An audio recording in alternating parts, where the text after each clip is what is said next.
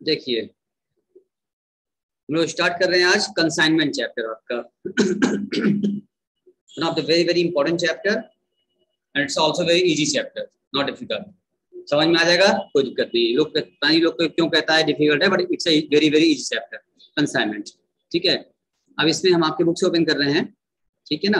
अब देखो इसमें क्या दिया हुआ है, ये समझा रहा है बुक में आपके, कह रहा है इसमें ना पार्टी बारे बात कर रहा है। पहले कंसाइनमेंट क्या होता है, ठीक है ना। कंसाइनर में दो पार्टी होती है, एक कंसाइनर होता है, एक कंसाइनी होता है, ठीक है ना। अच्छा, इसको जरा हम जो ये बनाया हुआ है ना, इसको थोड़ा सा हम अपने हिसाब से अगर समझाएं आपको तो जरा अच्छा रहेगा।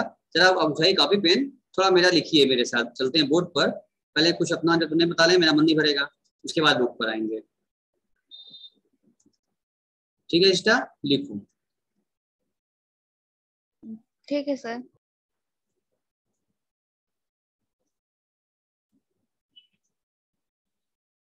कंसाइनमेंट की अगर हम बात करें तो कंसाइनमेंट के अंदर जो पार्टियां होती हैं, ये पार्टी दो, एक तो होता है कंसाइनर, एक होता है कंसाइनी। इसको बोलते हैं हिंदी में प्रेषक, इसको हिंदी बोलते हैं प्रेषी। अब हिंदी में हमसे मत लिख पाओ, कहीं गलत लिख देंगे तो क्या लिख दिए आप, ठीक है ना। एक होता है कंसाइनर, एक होता है कंसाइनर कंसाइनी, ठीक है ना। इसको अगर हम समझना और भाषा में समझना चाहें, इजी लैंग्वेज समझना चाहें, तो कंसाइनर मतलब होता है एक तरीके से owner of goods, owner of goods, जिसको हम लोग इस कंसाइनर को हम लोग चाहें इसको हम लोग प्रिंसिपल भी कहते हैं, ठीक है ना। इसको हम लोग प्रिंसिपल भी कहते हैं, मुखिया मुख्य आदमी होता है। और एक कंसाइनी जो होता है, इसको जस्ट लाइक हम लोग एक एजेंट भी कहते हैं, ठीक है ना। एक एजेंट का तरह से ही काम करता है, ठीक है। और ये क्या करता है, एजेंट जब बनने के रूप में ये काम करेगा तो ये क्या करेगा, ये गुड्स का ओनर नहीं होगा, not the owner of the goods. जो ना गुड्स होते हैं ये होता नहीं है। अब इसमें सिस्टम क्या होता है, आप लोग अपने बिजनेस को बढ़ाने के लिए और जगह और बड़े दूर जगहों पर काम करने के उद्देश्य से अब हर जगह अपनी ब्रांच डालना, सब स्टाफ रखना, मेंटेन करना आसान नहीं है। इसलिए क्या करते हैं, दूर दराज इलाके में गुड्स सप्लाई करना होता है। तो ये जो होता है ओनर ऑफ गुड्स, ये अपनी गुड्स इनको सप्लाई करता है। ये गुड्स इनको अपना गुड्स इनको सप्लाई करेगा, इसको कंसाइनी को कहेगा भाई ये गुड्स क्या किया इन्होंने, सप्लाई कर दिया, ठीक है ना। सप्लाई किया भाई, तुम इस गुड्स को सेल करो, ठीक है। अभी गुड्स को क्या करेंगे, कंसाइनी जो जो एजेंट इनका बना है, ये गुड्स को रिसीव कर लेगा। किसी का माइक शायद ऑन है, इसका ऑन है, उज्जवल जी का ऑन है। उज्जवल जी जब आपको पूछना हो तो आप ऑन करिएगा, या हम जब पूछें जवाब देना तो ऑन कीजिएगा, तभी आप ही ऑफ करिए, पीछे की आपकी आवाज आ रही है और लोग को भी डिस्टर्ब होगा, ठीक है। तो ये कहते हैं क्या है कंसाइनर, कि ये अपना जो गुड्स है इनको भेजते हैं, सप्लाई करते हैं, तुम इसको for supply for sale, for sale. आप ये लोग जैसे मान लेते हैं कंसाइनर जो है, ये कंसाइनर जो है ये यूपी का रहने वाला है और इन्होंने गुड सेल कर दिया है चेन्नई में, ठीक है। चेन्नई में गुड सेल कर दिया है, ठीक है ना। क्योंकि वहाँ के लोग, वहाँ की भाषा सब अलग है, कंसाइन कर दिया। अब कंसाइनमेंट इनका आया है, अब वहाँ का जो आदमी एजेंट है इनका गुड्स रिसीव करेगा, और वहाँ रिसीव करने के बाद गुड्स को क्या करेगा, चेन्नई में ये सेल करेगा। और सेल करने के बाद अब जो पैसा आएगा उसमें से अपना कमीशन वगैरह उनको मिले, भाई क्यों फ्री में काम करेगा, नहीं, उसको मिलेगा कमीशन, इसमें से वो अपना कमीशन चार्ज करेगा। और कमीशन चार्ज करने के बाद बाकी पैसा जो बचेगा सेल के बाद का पैसा, वो पैसा इनको ये वापस रेमिट कर देगा। क्या कर देगा, रेमिटेंस, रेमिट कर देगा पैसा, मतलब भेज देना, सेंड कर देगा, रेमिटेंस कर देगा पैसा, लो भैया अपना पैसा ले लो। अच्छा, अब रही बात, इसमें काम करने में बहुत रिस्क भी होता है। भाई यहाँ से माल भेजे हैं, रास्ते में टूट गया, फूट गया, चोरी हो गया, खो गया, कुछ खराब हो गया, अच्छा, और यहाँ पर भी कस्टमर सेल किए, पैसा मिला ना मिला, डूब गया, नुकसान हो गया। तो इसमें जो भी नुकसान होता है, सारा नुकसान, सारा risk beared by, all risk bear by, जो रिस्क होगा कौन बियर करेगा, कंसाइनर बियर करेगा। इसको एजेंट कंसाइनर से कोई मतलब नहीं है, कौन बियर करेगा, कंसाइनर ही पूरा पूरा बियर करेगा। क्योंकि भैया हम भेज रहे हैं माल, पूरा पूरा जिम्मेदारी हमारी, रिस्क हमारा है, तुम इसको माल को लो, इसको सेल करना, अपना कमीशन अपना खर्चा काट लेना, एक्सपेंसेस दे लेना, उसके बाद बचेगा हमको सेल कर भेज देना हमको, ठीक है। इसको बोलते हैं प्रोसीजर ऑफ कंसाइनमेंट है। इसको क्या मिलेगा, इसके बदले में कमीशन मिलेगा। इसको कमीशन जो मिलता है, इसको जो कमीशन मिलता है ना, इसको जो कमीशन आपको मिलेगा, वो कमीशन इसका 3 टाइप का होगा। अभी हम आगे बुक में दिया होगा, कवर करेंगे हम लोग। इसको कमीशन मिलेगा 3 टाइप का। एक मिलता है ऑर्डिनरी कमीशन, नॉर्मली सबको मिलता है, इनको भी परसेंटेज के दिया जाएगा, भाई इतना परसेंट आपको कमीशन दिया जाएगा, फिक्स किया जाएगा। एक मिलता है इनको डेल क्रेडिट कमीशन, उधार माल बेचने पर बेचते उसका भी कमीशन मिलता है। और एक मिलता है इन लोगों को extra ordinary commission, extra ordinary commission. इनको 3 प्रकार का कमीशन इनको मिलता है। ऑर्डिनरी मतलब नॉर्मली रेट फिक्स हो 10%, 5% जो तुम सेल करो कमीशन दिया जाएगा। डेल क्रेडिट मतलब होता है अगर आप उधार माल सेल करते हैं तो कहते हैं उधार अगर आप माल बेचोगे तो आपको हम 5% सेल बढ़ जाएगी, उधार सेल बढ़ेगा, हम आपको 5% कमीशन एक्स्ट्रा दे देंगे कमीशन, लेकिन उसका वसूली आपकी जिम्मेदारी, इसका पूरा पूरा पैसा वसूल आप करेंगे। अगर कोई कस्टमर पैसा लेके डूब गया, पैसा लेके भाग गया, बैड डेट हो गया तो आप सहेंगे, वो हम नहीं सहेंगे। इसी बात का हम आपको एक्स्ट्रा कमीशन दे रहे हैं, ठीक है ना। उधार माल बेचो कोई दिक्कत नहीं है, उसका हमसे एक्स्ट्रा कमीशन ले लो हमसे, ताकि सेल बढ़ेगी हमारी, लेकिन जो पैसा डूबेगा तुम सहोगे, वसूली तुम करोगे, हम नहीं करेंगे। इसी बात में कमीशन दे रहे हैं हम। उधार माल बेचते हैं क्या, अब मिलता है पूरे सेल पर, जो नगद बेचेंगे ना उसको भी दे देंगे तुमको हम, मतलब टोटल सेल पर हम दे देंगे एक्स्ट्रा। हाँ, डेल क्रेडिट भी क्या कहेंगे, टोटल सेल दे देंगे आपको हम, ठीक है, बस मैंने उधार मिलेगा। उसके बाद और क्या होता है, एक मिलता है कमीशन, इसको बोलते हैं एक्स्ट्रा ऑर्डिनरी कमीशन। ये मिलता है, ये कब मिलता है, ये मिलता है कंसाइनर कहता है कि हम तुमको माल क्या करें, 100 रुपये माल भेज रहे हैं, ठीक है, अब तुम इस माल को 150 से बेचते हो, बेच रहे हो, लेकिन माल तो कोई कस्टमर आ गया, तुम चाहो तो इससे ऊपर भी चाहो तो बढ़ा के बेच सकते हो, 150 बदले में तुम उसको 200 बेच सकते हो, यानी हमारी 150 से तुम कम मत बेचना, ठीक है ना। तुमको ये कमीशन तुमको इस पे हम देंगे हम। अगर तुम 150 रुपए से भी ऊपर दाम बढ़ा के किसी कस्टमर को बेच लेते हो तो जितना यहाँ का जो डिफरेंस होगा, इस डिफरेंस का 25% तुमको हम और दे देंगे कमीशन। तब दाम बढ़ा के बेचेगा, कस्टमर फंसाएगा। अगर कस्टमर को 150 से कम पर मत बेचोगे तुम, अलाउड नहीं है, 150 से बेचना है आपको, उससे कम नहीं, तो मिलेगा कमीशन आपको, ऑर्डिनरी मिलेगा और क्रेडिट मिल जाएगा। मगर आप 150 से जितना भी ऊपर बेचोगे प्राइस पर बिल कटेगी, उतना डिफरेंस जो आएगा उसको हम दे देंगे आपको 25% एक्स्ट्रा कमीशन देंगे।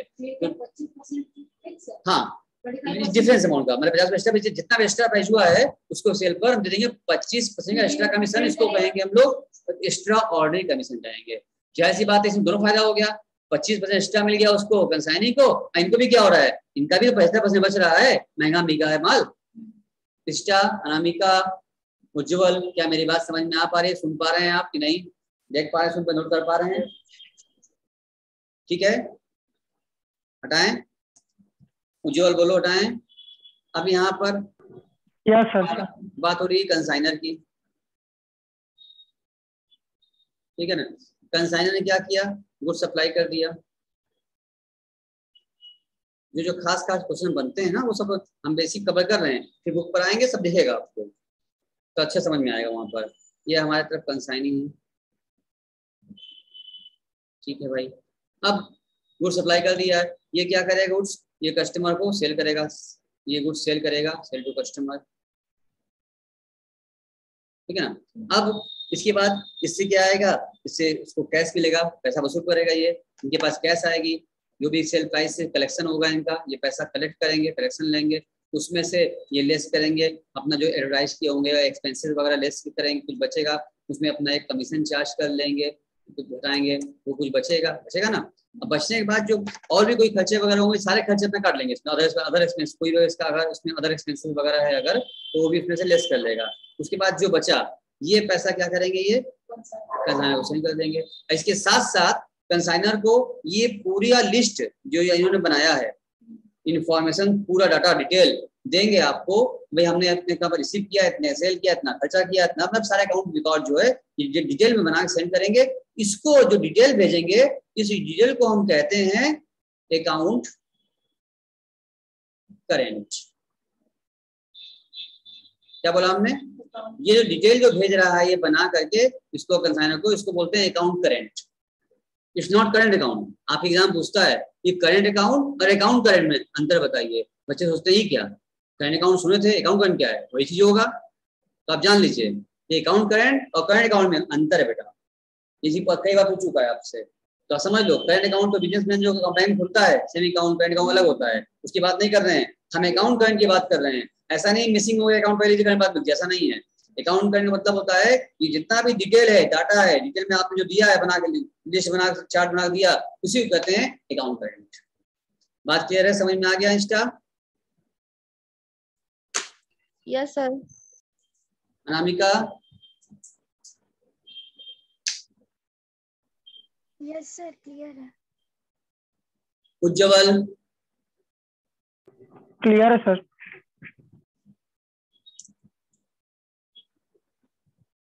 अब इसमें क्या होगा, जब ये गुड्स भेजेंगे तो इनका क्या होगा, रास्ते में भेजने में कुछ लॉस हो जाता है, कुछ लॉस होता है। और लॉस क्या होगा सर? ये लॉस यहाँ पर दो प्रकार का होता है।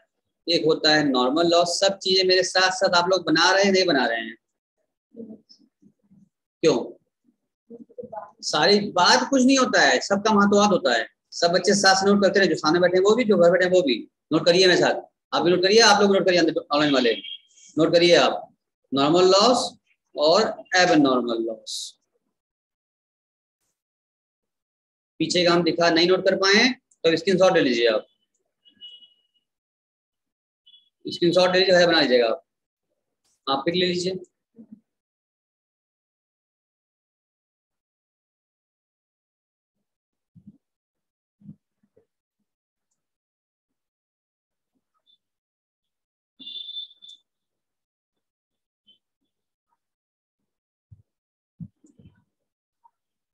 ठीक है, अब इनका जो लॉस होगा, दो प्रकार से लॉस सामने नजर आता है हमारे।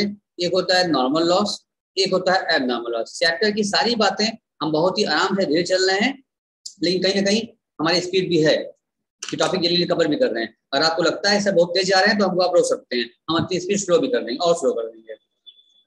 बहुत तेज लग रहा है तुमको? क्या तुम्हारा भूल गया? ऐसे तेज लग रहा है? सही है। स्टाफ बहुत तेज भाग रहे हैं, सही लग रहा है। अज्वल, नामिका?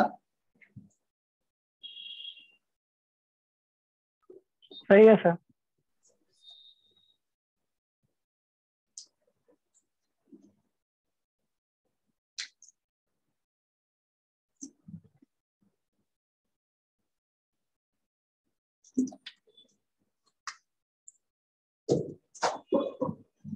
भाई बुक से पूरा हम लोग पढ़ेंगे ही, सब पढ़ता है।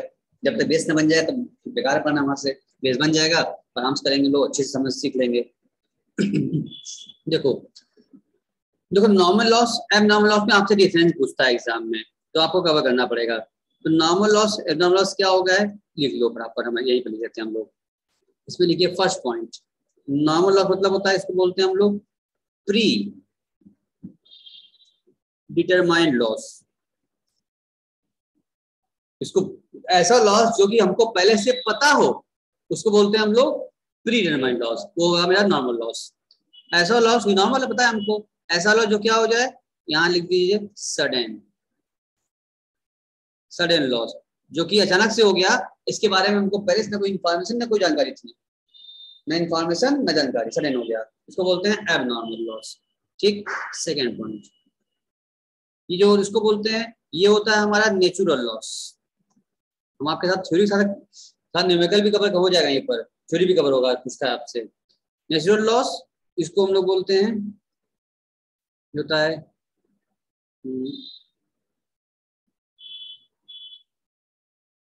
बिकॉज ऑफ ह्यूमन फॉल्ट, मतलब हमारी गलती की वजह से, हमारे आपकी इंसान की गलती की, ह्यूमन की फॉल्ट, ह्यूमन गलती की वजह से लॉस होता है। ठीक है ना? नेचुरल लॉस क्या होता है, प्राकृतिक होता है, जो हो गया रहेगा। ठीक है ना? थर्ड पॉइंट, ये होता है अनकंट्रोलेबल। इसमें लिखिए थर्ड पॉइंट, ये होता है कंट्रोलेबल। अगर हम गलती ना करें, लॉस नहीं बचा जा सकता है। और ये नेचुरल है, हम चाह के भी इसकी लॉस को रोक नहीं सकते, हो के रहेगा। लेकिन एबनॉर्मल लॉस को हम चाह के रोक सकते हैं, अपनी गलती को सुधार सकते हैं हम लोग।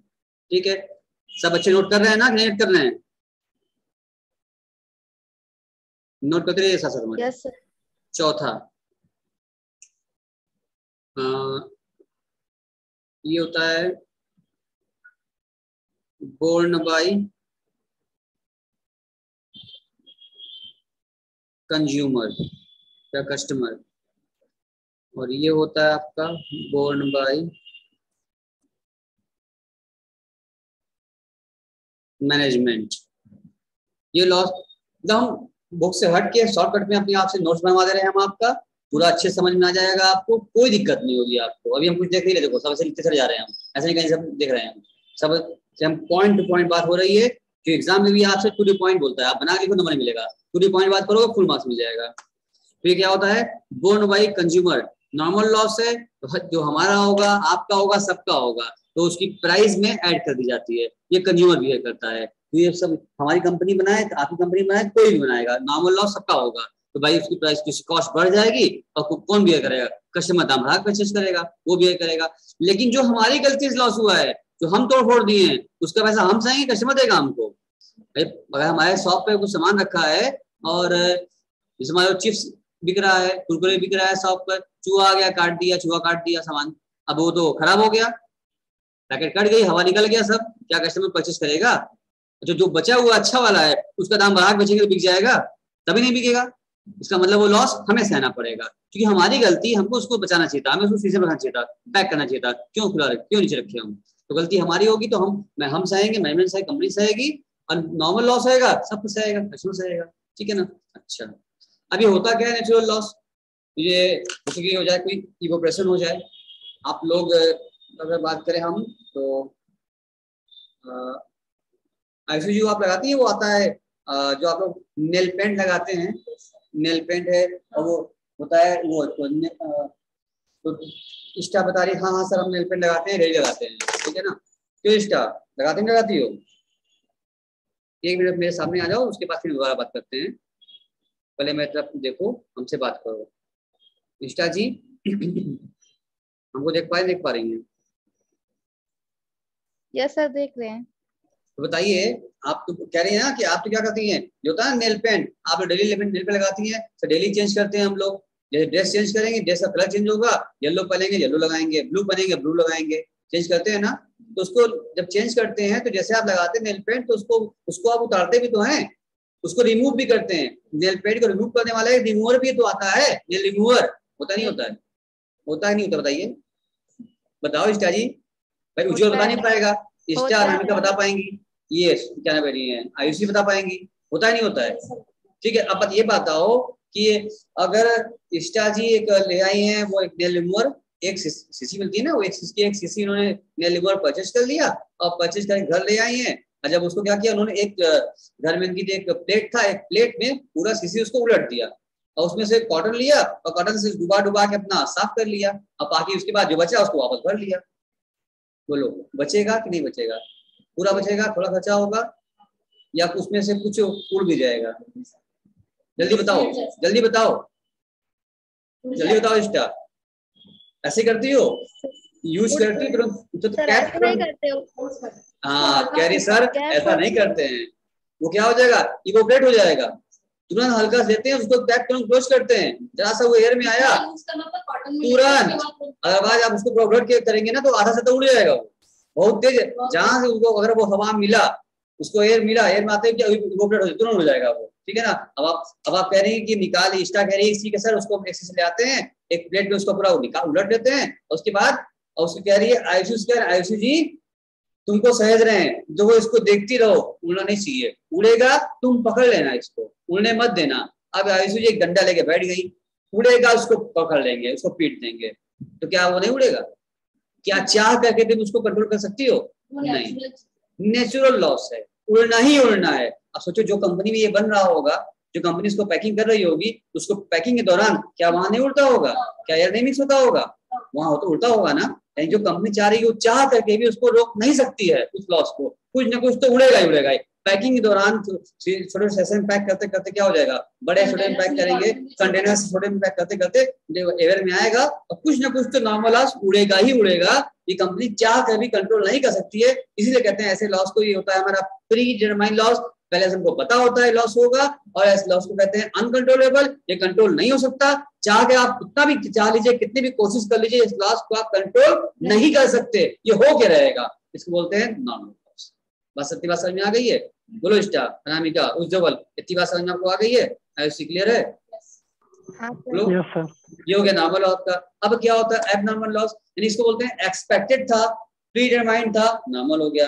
अब जो एक्सपेक्टेड नहीं था, जो पहले से क्या था, प्रीडिटरमाइंड नहीं था, वो लॉस हो गया हमारा, उसको बोलते हैं एबनॉर्मल लॉस। जैसे कोई शीशे का हमने जार मंगाया, शीशे की ग्लास हमने कार्टून मंगाया, हम जानते हैं 100 पीस का ग्लास आता है, बाहर से हमने मंगाया, चाइना से चाइना ग्लास आया, अक्सर ग्लास चाइना बहुत आता है, चाइना से हमने ग्लास मंगाया है, शीशे ग्लास मंगाया, हमको पता है कि हर कार्टून हर पैक में 100 पीस की ग्लास आ रही है, कितना भी अच्छे से उसको पैक करके भेजा जाए कि ना टूटे, मगर हमको पता है हर 100 के पैक में 2-4 तो क्रैक होगा ही होगा।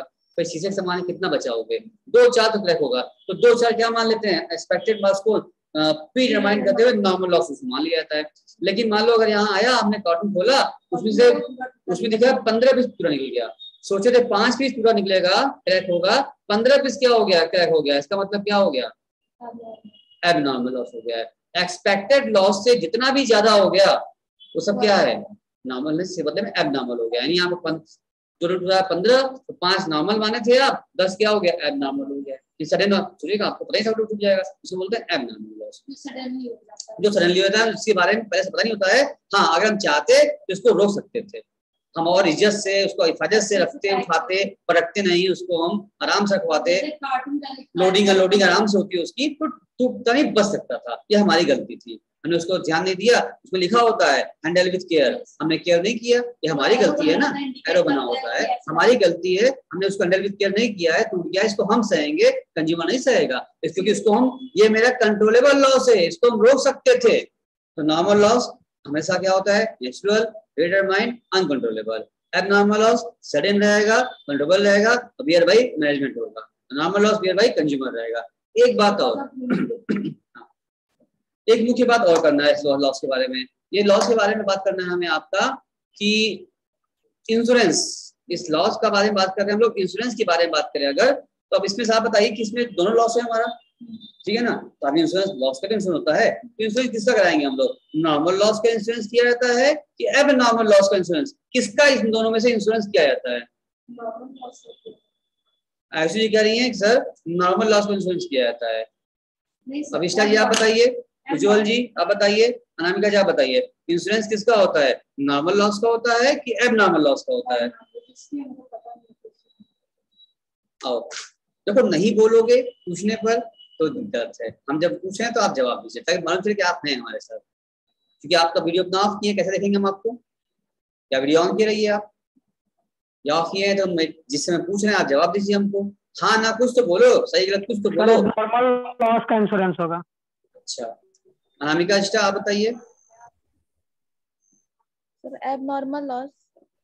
अच्छा चलिए, श्रुति बोलिए नॉर्मल, आप बोले एबनॉर्मल। जरा ये तो एक इंश्योरेंस के बारे में बात करते हैं, पॉइंट लिखना हमको, 5वां पॉइंट हमको इंश्योरेंस का लिखना है यहाँ भी और यहाँ भी लिखना है, लेकिन उससे पहले आइए थोड़ा सा हम एक चीज आपको सिखा दें, बता दें, फिर इस बात करते हैं, ठीक है।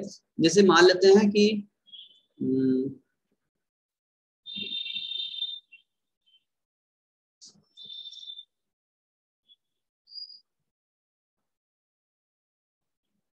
तो हम कलाकार तो नहीं है, लेकिन कोशिश कर रहे हैं डायग्राम बनाने की, हल्का फुल्का, खराब होगा तो बस हंसना नहीं।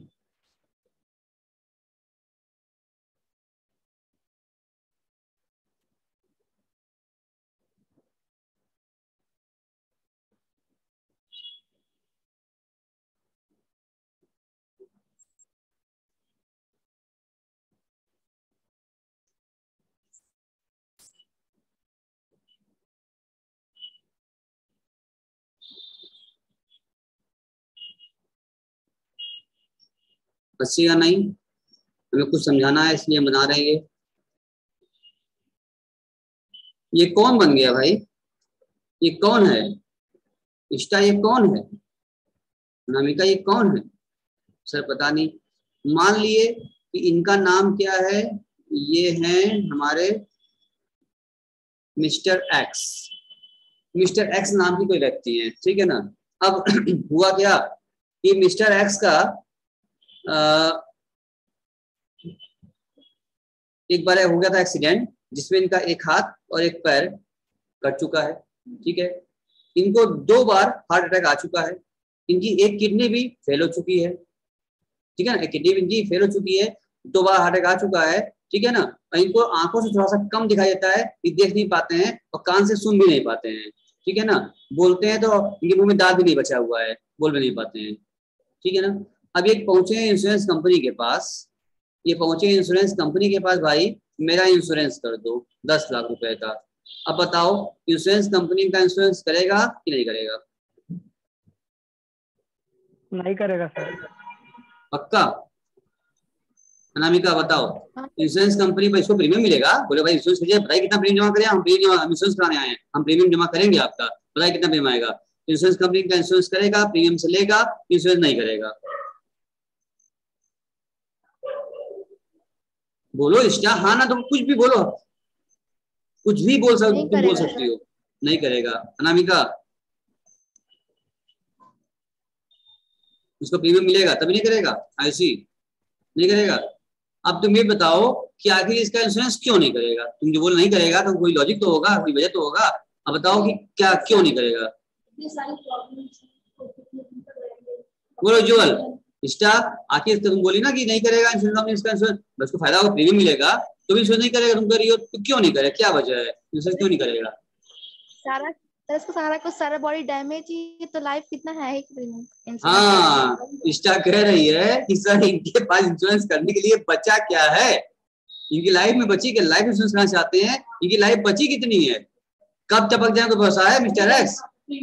हाँ, तो ऐसी बात है, इंश्योरेंस कंपनी लग जाए भाई तो इसको क्या लगे दिखेगा, साफ साफ दिख रहा है, यानी कि उसको पता है, पहले से ही पता होगा, प्री डिटरमाइंड हो जाएगा यहाँ पर, तो भाई तो क्या है, तो कभी भी क्या टपक सकते हैं, ये तो इनका कुछ बचा ही नहीं, इनके पास क्या बचा है, क्यों इतना इंश्योरेंस क्यों करेंगे, नहीं करेंगे, ये कुछ बचा ही नहीं इनके पास, नहीं करेंगे ये इंश्योरेंस। अच्छा, यानी कि अगर इनको कुछ न पता हो, इंश्योरेंस तो उन चीजों का होता है जिस लॉस की जानकारी ना आपको हो ना हमको हो, ना इंश्योरेंस कंपनी को ना इंश्योरेंस कराने वाले को, दोनों को ना हो, रिस्क है और कोई जानता नहीं है कि क्या कब क्या हो जाए, तो ऐसी जगह पर इंश्योरेंस होता है। जब पहले से मालूम चली जाएगा, हमको पता है कि मेरी गाड़ी चोरी होने वाली है, अब इंश्योरेंस करने जाएंगे, इंश्योरेंस कंपनी को पता है आपका गाड़ी चोरी होने वाला है, क्या इंश्योरेंस करेगा?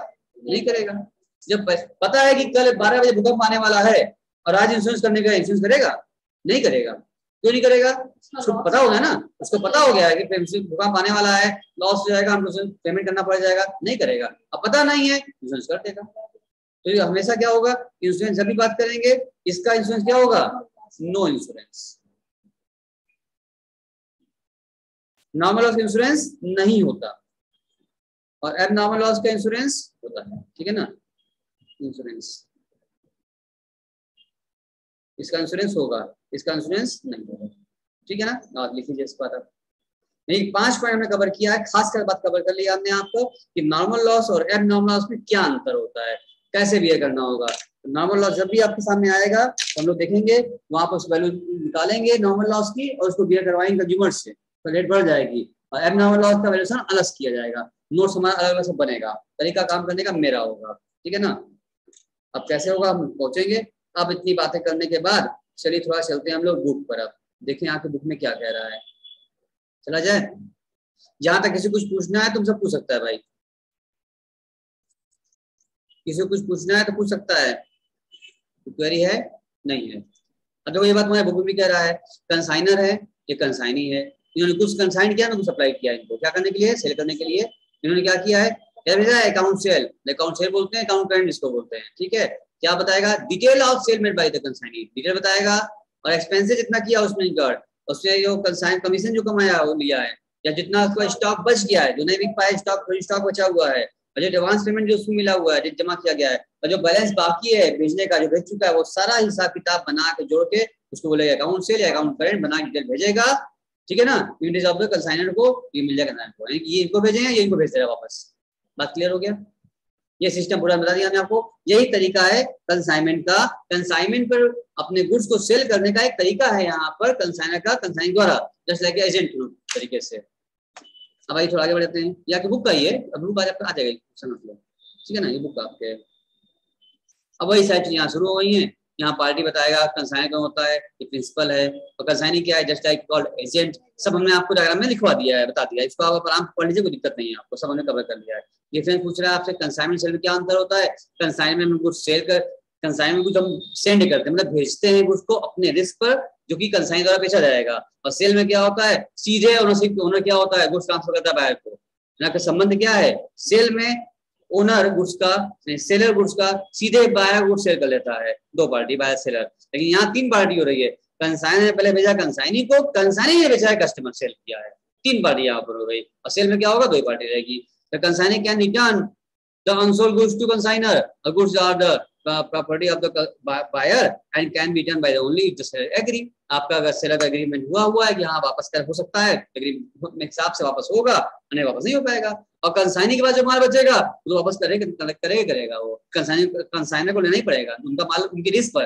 कंसाइनर जो भी माल बेचता है सारा रिस्क कंसाइनर का ही रहता है, बिका तो भी ना बिका तो भी वापस आ जाएगा इनको, पूरा सब नुकसान लॉस रिस्क इन्हीं का रहेगा। ऑन द रिस्क वो जब सेल करता है, रिस्क ऑफ कंसाइनर। क्लियर हो गया है, लिखा है consignor bear the loss of goods held in the consignor, ठीक है ना। अगर कोई भी लॉस हुआ है, वो कंसाइनर के भी कुछ नुकसान होता है, उससे गोदाम में माल रखा है, नुकसान हो गया, कुछ नुकसान हुआ, आग लग गया, जल गया, चोरी हो गया, सब कौन सा आएगा, सारा रिस्क किसका है, कंसाइनर का ही होता है। इन द बायर में अब एक बार माल बिक गया है, अब बायर अपने यहाँ माल ले जा चुका है, उसके घर जाने में कुछ होता है अगर, तो क्या बदल पाएगा, अब वो कौन सा आएगा, बायर से आएगा ना। कंसाइनमेंट में कंसाइनर का भी लॉस होगा तो कंसाइनर को ही सहना पड़ेगा रिस्क को। तो जिनका जो रिलेशन होता है दोनों बीच में, प्रिंसिपल एजेंट का होता है, और यहाँ पर सेलर और बायर का होता है, डेटर्स का। अगर जैसे कंसाइनी है वो कस्टमर को सेल करते हैं, हाँ, तो इसकी रिस्पांसिबिलिटी अब बात खत्म हो गई ना, अब जहाँ कुछ सेल हो चुका है बात खत्म हो गई, अब तो सेलर के पास हो गया, वो तो बायर ले लिया, बायर वो जानेगा। वो expenses done by the consignee to receive the goods and keep the safety borne by the consignor unless there is a other agreement। तो एग्रीमेंट हो जाता है इन लोगों के बीच में, हम माल भेजेंगे, आप एक्सपेंस दीजिए, सेफ्टी रखिएगा और उसको आराम से बेचिएगा, जो पैसा आपको सेंड कीजिएगा। एक्सपेंसेस यहाँ भी ये होगा, बायर करेगा, यहाँ जो कस्टमर खुद से चार्ज कर लेते हैं और सेलर खुद कर लेगा, यानी कि सेल में। और यहाँ पर समझ में आपको आ गया है। अब कमीशन डिस्काउंट बता रहा है इसमें आपको फिलहाल, यहाँ तक इसमें कुछ पूछना है तो आप उनसे पूछ सकते हैं, किसी कोई क्वेरी है बताइए हमको। आप यहाँ पर जो डिफरेंस आपने किया अभी कवर, यहाँ पर आपने जो इसी टॉपिक कवर किया हम लोगों ने, डिफरेंस किया है कंसाइनमेंट में और सेल में। किसी के मन में कोई क्वेरी आ रही है तो